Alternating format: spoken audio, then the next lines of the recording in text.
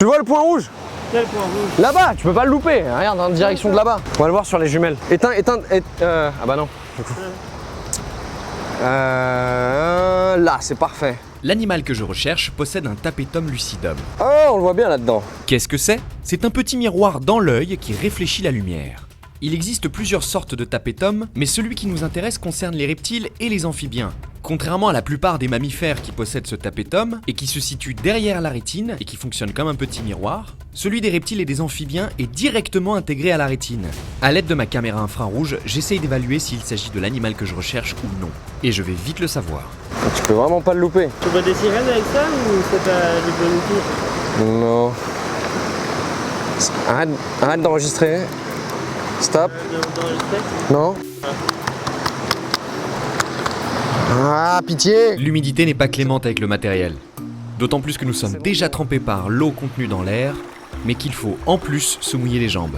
Allez, cette fois, ça y est. Tu me suis, hein? Ah, tu m'as aveuglé. Attends, mon sac photo, il est quand même là-bas. Et c'est parti pour essayer de découvrir à quel animal appartiennent les yeux que j'ai vus dans ma caméra infrarouge. Selon les images, il n'est pas très loin, donc on va vite le savoir.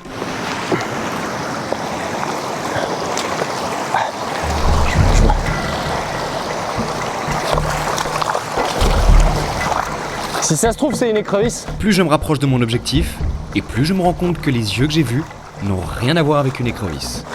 Ou un caïman. Putain gros, on dirait un caïman.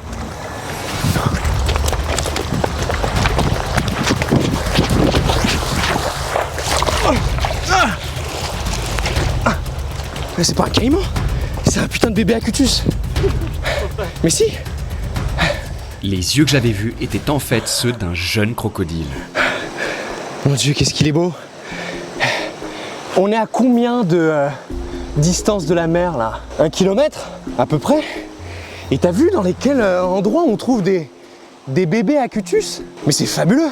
Alors ça les amis, c'est un jeune individu de la plus grosse espèce de crocodilien de tout le continent américain, le Crocodylus acutus. Le Crocodylus acutus fait partie des 3 plus grosses espèces de crocodiles de la planète. Avec plus de 4,50 m, les plus gros mâles peuvent peser jusqu'à 500 kg. Mais contrairement au crocodile du Nil, son museau est moins large, moins adapté à un mode de prédation terrestre. Car si le crocodile du Nil s'attaque à de gros mammifères, le crocodile américain, lui, va consommer des proies de préférence en milieu aquatique. C'est vraiment fabuleux. Alors, tu reconnais bien les bébés en fait des crocodiles par rapport aux bébés caïmans, parce qu'en fait les bébés caïmans ils ont toute la mâchoire supérieure qui vient recouvrir la mâchoire inférieure en fait. Alors que lui, quand tu lui fermes les dents, tu vois toutes les dents.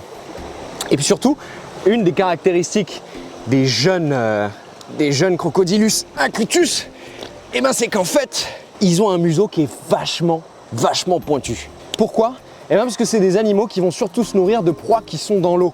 Comme les adultes, en fait, leur museau il est beaucoup plus allongé parce que dans l'eau, il y a moins de frottement. C'est vraiment génial d'en trouver là. Tu vois, les petits, en fait, ils sont pondus dans les plus gros fleuves. Les femelles viennent pondre au niveau des plus grosses rivières et en fait, quand ils éclosent, ils remontent les petits ruisseaux comme ça quand il n'y a pas trop de courant. Et ils viennent se mettre plutôt dans les petits ruisseaux. Il y a beaucoup moins de niveau d'eau, donc beaucoup moins de prédateurs, mais aussi les proies sont plus petites et plus accessibles, donc beaucoup plus adaptées à ce mode de vie-là. Celui-là, il est vraiment tout jeune, il doit faire quoi? À tout casser, 45 cm. Attends, on va le mesurer. Normalement, je devrais le poser par terre, il devrait pas forcément s'en aller tout de suite. Ici, il n'est pas question de relever des données scientifiques. L'animal est jeune, je n'ai pas mon matériel, je ferai simplement un relevé de position. Tu mesures combien toi, Pépère? Ou même R, hein? Il est beaucoup trop petit pour être sexé celui-là. Alors, combien? Il fait 50 cm, tu vois? 50 cm, donc c'est vraiment un... À l'éclosion, les jeunes crocodiles acutus font un peu plus de 20 cm. La courbe de semaines. croissance est lente puisqu'ils atteindront la maturité sexuelle vers 8 ans. C'est vraiment super. Alors tu vois, regarde, c'est un jeune, il essaie de s'en aller, mais il est plus question de mordre. Il va plutôt se servir de ses petites pattes pour pousser, pour essayer de s'en aller en fait. Et il sent qu'il est beaucoup trop vulnérable, ça sert plus à rien de mordre. Donc tu peux vraiment le laisser faire ça, mais on va pas le le perturber plus longtemps que ça, on va vite le remettre. Mais regarde ces pattes un peu là, tu vois, vraiment propre à tous les crocodiliens en fait. Les pattes avant qui sont très peu palmées et vraiment que les pattes postérieures en fait, mais qui servent à la propulsion dans l'eau. Le taux de mortalité chez les jeunes crocodiliens est extrêmement élevé.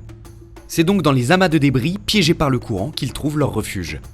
Ces amas servent aussi à d'autres animaux comme des amphibiens, donc constituent pour le crocodilien probablement autant un refuge qu'une réserve alimentaire. Allez, on le relâche, presque qu'il commence à s'énerver. Regarde-le courir, regarde-le courir. Regarde-le courir. Je suis content de l'avoir trouvé. Rien à voir avec la grenouille que je cherchais à la base. Mais ça, ce sera pour une autre vidéo. Putain, moi je cherchais des grenouilles à la base. On se retrouve avec des crocodiles. C'est super. Génial. Allez, je vous retrouve dans une prochaine vidéo.